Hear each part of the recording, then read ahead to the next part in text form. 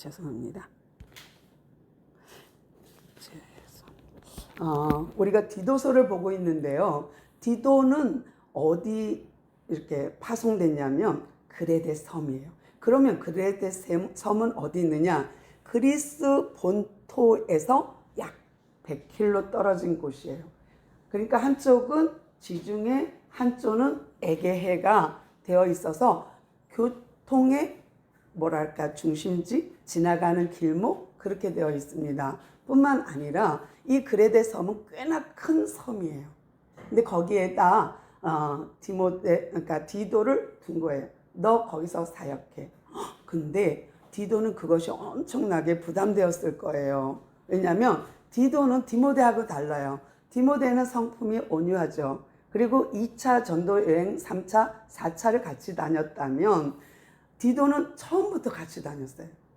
그러니까 안디옥에서 파송 받을 때부터 디도는 동행자예요. 그런데 우리는 디모데가 더 가깝게 느껴져요. 이상하죠? 그거는 많이 들었기 때문이에요. 근데 바울과 더 길게 사역한 사람이 디도예요. 그리고 디도는 참 아들이라 라고 표현하고요. 디모데는 내 아들이라, 또 오네시모도 내 아들이라 이렇게 표현해요. 그러니까 세 명만 바울에게는 영적 아들이 있었던 거죠. 그러니까 성경에서 이 디도를 참 아들로 표현하고 있는데 같이 1차, 2차, 3차 하고 4차 여행을 하는데 세상에 디도야 너는 여기 있어. 나 따라오지 마. 그리고 네가 여기를 치리해. 너가 여기에 장로를 세우고 여기에 감독을 세우고 네가 이 각 성에 있는 교회들을 지켜라고 할 때 가슴이 쿵. 아니 내가 바울도 아닌데 내가 어떻게 하지? 하고 걱정했을 거예요. 그러면서 디도는 뒤를 돌아보면서 과거를 생각했을 거예요. 왜냐하면 이 그레데 섬은요 정말 바울이요 감옥에서 가이사랴 감옥에서 2년 있다가 지나가는 길목에 잠깐 들린 곳이에요. 또 그가 이 잠깐 들린 이곳에는 유대인이 많았어요. 어떻게 많지? 우리 지난 시간에 구약에서는 그레데 섬을 그렛 사람이라고 표현한다 그랬어요. 그러니까 열왕기와 사무엘에서 그렛 사람 이야기가 나오거든요. 근데 그렛 사람들이 그레데 사람들이에요. 근데 이스라엘 역사에 아주 가깝습니다. 친근한 민족입니다. 또 언제 나타나냐면 오순절 마가의 다락방 사도행전 2장에 그레데 사람들이 오순절 그 마가의 다락방에 있었다는 것은 유월절을 지키기 위해서 그레데 섬에 살던 유대인들이 흩어진 유대인들 디아스포라가 왔다는 얘기가 됩니다. 이 사람들이 또 와갖고 오순절 마가의 다락방에 성령을 느끼는 성령 강림을 체험한 사람들이에요. 쟤네들이 히브리 말로 기도하는데 어떻게 우리가 알아들어? 그레데 이야기를 알아듣지? 이런 사람들. 그러니까 성령의 충만함을 경험한 사람들이 돌아가서 뭐 했을까요? 유대인이지만 유대교 그리스도인이 되온 거예요.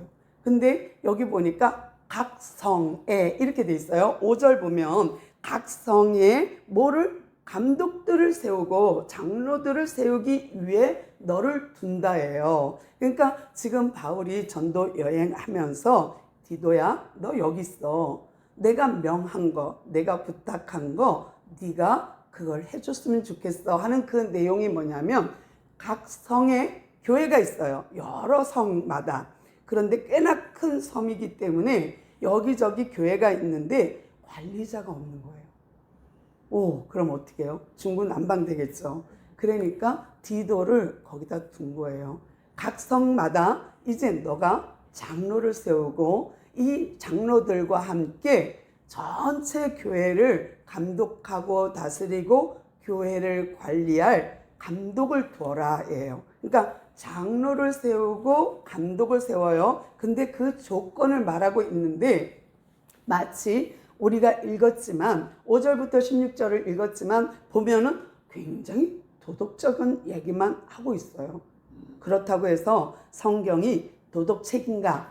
아니요. 그렇지 않아요. 그러니까 도덕을 말하고 있지만 도덕책이 아니에요. 도덕보다 훨씬 상위 개념을 갖고 있는 책이 성경책이에요. 정말 우리가 구제를 하지만 그 구제라고 해서 우리가 교회가 구제기관이냐? 아니요. 우리는 구제는 하지만 구제기관은 아닙니다. 남을 돕고 배려하지만 그런 사회복지단체가 아닙니다.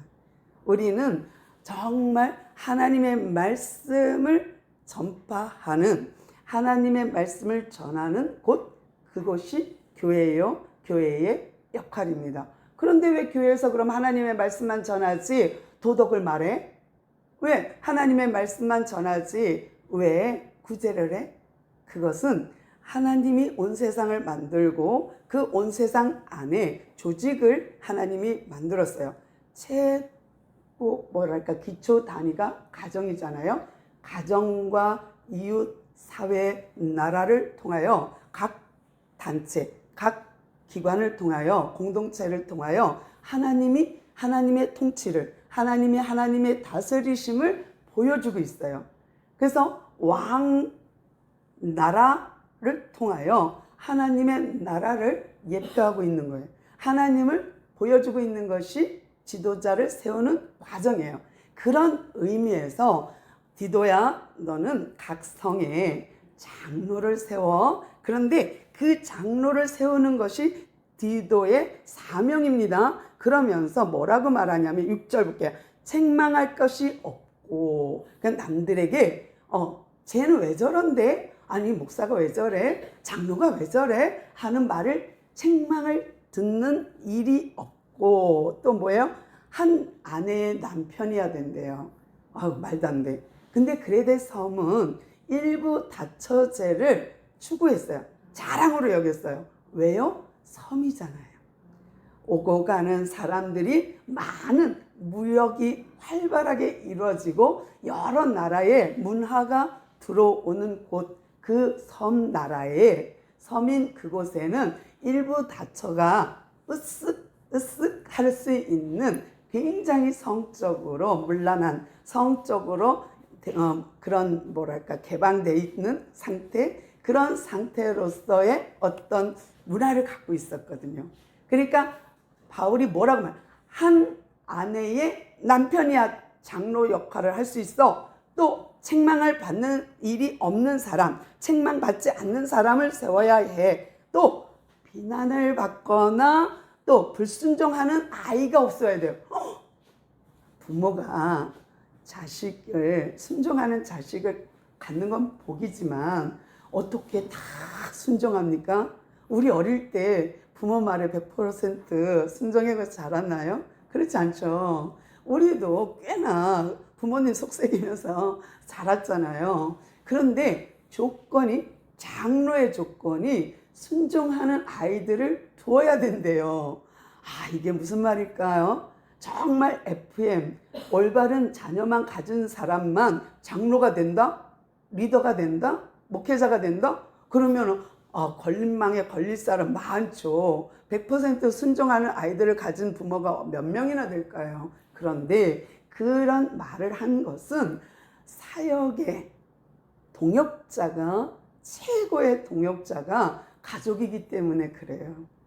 그러니까 한 목회자가 세워짐에 있어서 가족의 손길, 최고의 동역자, 최고의 협력자는 가족이기 때문에 아마도 바울이 그렇게 말했던 것 같아요. 그러니까 그런 자녀를 둔 사람을 기준으로 장로를 세워라고 말하고 있어요. 그 다음에 두 번째 또 감독은 더 범위가 넓어집니다. 왜냐하면 이 장로 위에 감독을 두어서 이렇게 관리토록 했기 때문이에요. 그래서 훨씬 더 높은 기준의 도덕을 요구하고 있어요. 훨씬 더 높은 거룩을 요구하고 있어요. 훨씬 더입니다. 7절 보니까 감독은 하나님의 청지기로서 진짜 하나님이 선택하고 부르고 쓰는 정직이로서 책망할 것이 없고 고집도 세지 말아야 되고 분도 빨리 내면 안 되고 술을 즐기지 않고 때리지 않는 사람, 구타하면 안 돼 라는 도덕적인 기준을 갖고 더러운 이득을 탐하지 않는 사람, 불의를 행하지 않는 사람, 오직 나그네를 도와주고 또 옆에 이웃을 돌아보고 선행을 하고 그리고 신중하며 의로운 거룩함을 갖고 있는 사람, 또 절제할 수 있는 사람, 또 더 큰 건 뭐예요? 말씀의 가르침을 그대로 지켜 사는 사람. 얼마나 더 큰 도덕을 요구하고 있습니까? 근데 거기에 빨리 분내도 안 돼, 욱 해도 안 돼. 감독은 거기에 또 부인을 때리거나 성도를 때리면 안 돼. 그러니까 구타하지 않아야 돼. 이런 도덕적인 기준, 또 이웃을 착하게 뭐랄까 돌볼 수 있는 이타적인 삶을 사는 그런 사람이 감독이 돼야 되고, 정말 제일 힘든 거는 말씀의 가르침 그대로 지켜 사는 사람, 이것이 참 힘들 것 같아요. 바른 교훈, 그러니까 복음입니다. 바른 교훈을 권면하고 거슬러 말하는 자들을 책망할 수 있는 그런 사람. 감독은 더 많은 기준을 가지고 더 많은 뭐랄까 힘듦을 가지고, 그리고 어떻게 해요? 지도해야 된다 하는 조건을 답니다. 그러니 참 어이가 없지요. 사람으로서는 이렇게 큰 기준이 이거에 다 적합한 사람이 있을까 할 정도지만, 성경에서 보면은 도덕을 훨씬 능가하는 도덕을 요구하고 있는 거예요. 그러니까 훨씬 더 세상 도덕보다 상위 개념인 거예요. 우리가 십계명 안에는 거짓말하지 마세요, 남의 것 탐하지 마세요, 살인하지 마세요, 간음하지 마세요, 부모를 공경하세요, 이런 도덕적인 기준이 분명 있습니다. 그런데 그 모든 것이 1과 4계명을 먼저 우선순위를 한 상태, 믿음 안에서 하나님을 경외하고 그분을 믿는 그런 상태 안에서 요구되고 있거든요. 그러니까 우리가 도덕의 기준이 그리스도 안에서예요. 믿음 안에서예요. 그러니까 이게 더 높은 개념을 갖고 있다라고 봅니다. 그런데 이제 이런 감독을 세우고 이런 장로를 세워요 했어요. 이건 일꾼을 세우는 거는 맞죠. 교회를 이제 이끌고 가야 되니까. 그런데 더 이제 문제는 뭐냐면 거짓 교사예요. 이게 바울도 사역하면서 계속 힘들었던 부분이에요. 갈라디아서, 데살로니가, 고린도, 다 에베소서. 제일 문제가 뭐예요? 가장 큰 것이 걸림돌이 유대교예요. 희한하죠. 유대교회에서 유대교 그리스도인들이 생겨났어요. 그런데 제일 큰 걸림돌이 유대교예요. 또 걸림돌이 뭐냐면 세상 문화를 장악하고 있는 영지주의예요. 그러니까 우리 지난 시간에 그리스 신화에 대해서, 제우스 신에 대해서, 미노스에 대해서 우리 말했거든요. 그 문화, 섬 문화와 제우스가 그레데 섬에서 태어났다. 그래서 미노스 문명이 생겨났어요. 그러니까 그 문명 안에서 이집트 문명, 미노스 문명, 이런 메소포타미아 문명, 이런 문명 속에서 그들 안에 녹아져 있는 사상이 있어요. 그레데 섬 안에 그 세상 영지주의와 함께 녹아져 있는 그리스 문화, 그리스 신화의 문화가 그들에게는 걸림돌인 거예요. 근데 그보다도 더 큰 걸림돌은 유대교 사상입니다. 하나님을 아는 것 같은데 그것이 걸림돌이야. 그러니 바울이 1차, 2차, 3차 할 때도 힘들었는데 4차 지도자 디도를 세울 때에도 이게 가장 큰 문제 중에 문제인 거예요. 10절 봅니다. 불순종하고 헛된 말을 하며, 따르지도 않아. 유대교는 불순종만 해. 그리고 속이는 자가 많은 중 할례파, 이게 이제 유대교거든요. 근데 무할례냐 할례냐 로마서에서 얼마나 바울이 가르쳤어요. 무할례냐 할례냐. 근데 지금 또 그것이 문제가 돼요. 그러니까 이 할례파 유대교 때문에 정말 디도가 힘든 거예요. 근데 이게 또 걸림돌 하나가 더 있어요. 뭐냐면 디모데는 바울이 할례를 행했어요. 근데 디도는 할례를 행하지 않았어요. 그러니 유대교들이 야, 너 할례도 못 받은 놈이, 할례 받지 못한 놈이, 이렇게 되면은 이거 말씀 전하는데 은혜가 안 되는 거예요. 아니 목사님이 할례를 안 받았어? 아니 하나님의 말씀을 전하는 사람이 하나님을 원하는 할례를 안 행해? 이렇게 되는 거예요. 그러니까 율법적인 기준으로, 구약의 기준으로 계속 잣대를 들이대니까 디도가 사역하기가 얼마나 힘들었을까요? 그러면 그들은 계속 불순종하는 거야. 말도 안 돼. 이러는 거예요. 왜냐하면 할례를 행하지 않은 디도 목사님이 설명을 하고 설교를 한다고 생각해 보세요. 그럼 유대인들은 그 말에 순종할까요? 순종하지 않죠. 그러니까 불순종하고 헛된 말을 하며, 헛된 말이 뭐예요? 구원과 상관없는 할례 문제를 갖고 떠드는 거예요. 할례를 받아야지 구원받지. 할례도 안 받고 구원받아? 이렇게 되는 거죠. 그런데 그거는 우리는 믿음으로 구원인지 할례로 구원이 아니다. 구제로 구원이 아니다. 도덕으로 구원은 아니다. 그렇지만 하나님 안에서, 믿음 안에서 가한 거예요. 그러니까 주 안에서 가한 거예요. 그러니까 이 부분이 계속 디도의 목회에 걸림돌이 되는 거예요. 그러니 너는 그들의 입을 막을 것이라. 어떻게 막아? 그들의 입을 가서 마스크를 세워? 아니면 손으로 막아? 어떻게 막겠어요? 막는 방법은요, 복음을 제대로 가르쳐 주는 거예요. 말씀을 제대로 가르쳐 주는 게 그 입을 막는 거예요. 11절 봅니다. 너는 그들의 입을 막을 것이라. 이런 자들이 더러운 이득을 취하려고 자기 욕심 때문에 마땅치 아니한 것을 가르치는 그들에게 이 말을 가르치라는 거예요. 그러면서 그들이 가만히 있는 게 아니라 한 가정을 파괴하는 거예요. 그러니까 믿음을 갖지 못하게 하거나 말도 안 되는 말로 그들을 현혹시키는 거예요. 계속. 그러니까 뭐예요? 가정들이에요. 복수입니다. 가정들을 망가뜨리고 있는 거예요. 그러니까 이 더러운 욕심 때문에 그들이 자꾸만 유대교들이 가정들을 무너뜨리고 있구나. 그러니까 너는 제대로 알아야겠어 하고 한 사람의 말을 인용합니다. 12절 보면 그레데인 중에 어떤 선지자, 이 선지자는요, 우리가 말하는 성경에서 말하는 선지자, 예언자 뭐 이럴 수도 있겠죠. 그렇지만 현인, 성인이기도 해요. 7대 성인 중에 한 사람, 그 사람의 말을 인용하는 거예요. 내가 그들을 그 밑에 14절입니다. 뭐라고 말하냐면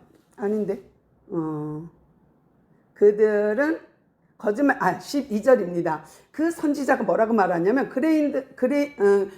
그레데인들은 거짓말쟁이래. 항상 거짓말하고 악한 짐승 같대. 사람 같지 않고 짐승 같은 짓만 한대. 그 다음에 배만 위하는, 그러니까 자기 배불리는데 자기 욕심만 위하는 게으름뱅이라 한 말을 했대요. 누가? 한 선지자가. 누가? 한 성인이. 그 사람이 이름이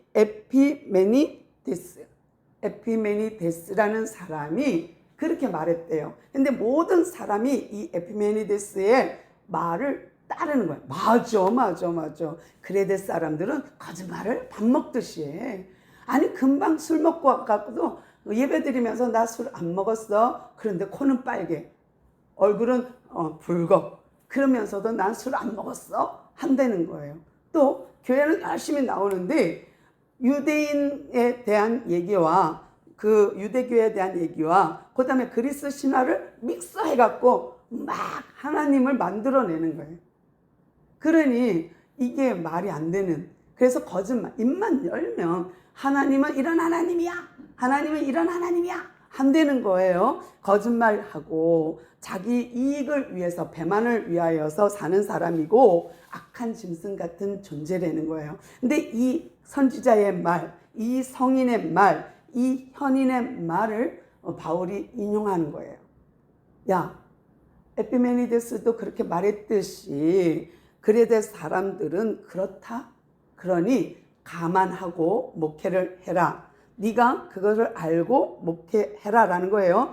그러면서 이 사람들은 정말 거짓말장이니까 12절 보면 그레데인 중에 어떤 선지자는 이거 읽었고요. 13절 이 증언이 맞지, 참되다. 이 말이 맞지, 그렇지? 에피메니데스의 말이 맞지? 그러므로 내가 그들을 엄히 꾸짖으라. 이는 그들로 하여금 믿음을 온전하게 하기 위함이에요. 그러니까 제대로 가르치면 그들의 믿음이 세워져요. 그런데 이 말은 인사말에도 있습니다. 우리가 지난 시간에 본 2절에 보면 2절 보면 그 사이에 보면 1절 뒷부분 볼게요.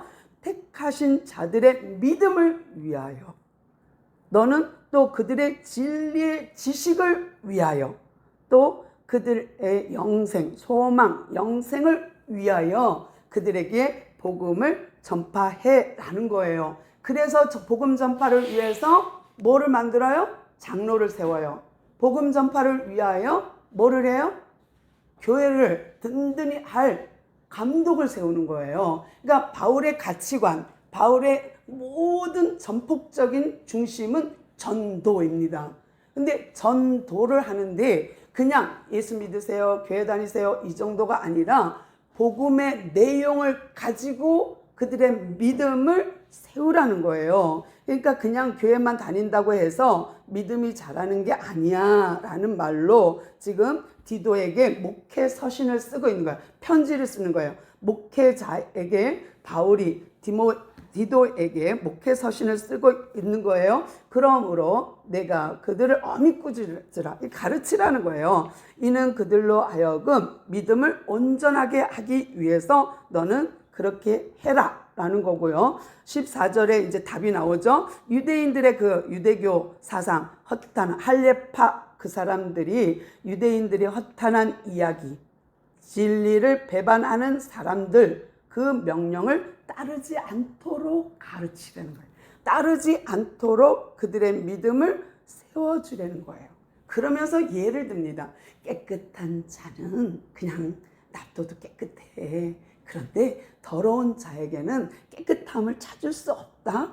그것이 너가 그들의 외모를 보는 것이 아니라 그들의 마음, 양심, 그 더러움을 봐야 돼 라는 거예요. 그러니까 말씀이라는 거울을 딱 들이대야 그들의 더러움이 나타나는 거잖아요. 그러니까 열심히 복음을 전파해 라고 하면서 그들의 하나님은 어떤 하나님? 입으로 시인은 해. 우리도 하나님 믿어. 유대인들이 우리도 하나님 믿어요. 우리도 우리의 하나님이십니다 라고 고백을 해요. 그러나 바울이 말하고 싶은 거는 16절 그들이 하나님을 시인하긴 하지만 행동을 보니 아니더라는 거예요. 아니 유대인들이 가만히 보니까 하나님은 믿어 말로는, 그런데 행동을 보니까 아니네. 가증한 자요, 복종하지 아니한 자요, 모든 선한 일을 버리는 자들이더라. 그러니까 디도야, 이 사실을 알고 이들을 깨우쳐 너가 그들을 세워야 돼. 믿음의 자녀로 너가 진리의 말씀을 가지고 이거를 잘 가르쳐야 돼. 그것이 바울이 말하고 싶은 목회자의 자세요, 전도의 목적인 거예요. 그러니까 지금 바울이 말하고 싶은 건 뭐예요? 바른 믿음, 바른 교훈, 바른 복음을 갖도록 네가 도와줬으면 좋겠어 라는 걸로 디도서 1장이 마무리됩니다. 정말 디도는 두려웠을 거예요. 내가 이 섬 사람들을 어떻게, 이 거친 사람들을 어떻게, 그리스도 그 신화가 꽉 쩔어져 있는 그 사람들을 내가 어떻게, 유대교로 꽉 쩔어져 있는 그 흩어진 유대인들을 내가 어떻게 내가 복음을 전하지? 고민하는 그에게 바울이 목회 서신을 쓰면서 편지를 쓰면서 넌 이런 사람을 장로로 세워서 너의 협력자, 동역자로 세워. 이런 감독을 세워. 그래서 네가 전도하는 일에 동역을 이루게 해. 그래서 그들의 기준을 가르쳐 줍니다. 가정의 기준과 그의 성품의 기준을 가르쳐 주면서 이런 도덕을 능가하는 거룩을 가진 자와 네가 그 사역을 같이 했으면 좋겠어 하고 1장을 마무리하고 있습니다. 오늘도 우리가 하루가 또 일주일이 또 우리의 인생 가운데 최고의 전도, 최고의 사랑, 최고의 우리 인생에 의미를 주는 것이 있다면 바른 교훈, 바른 복음이라고 생각합니다. 이 자리에 있는 우리 모두가 하나님의 은혜 가운데 정말 바른 믿음, 바른 복음, 바른 신학을 갖는 우리 모두 되기를 소망합니다.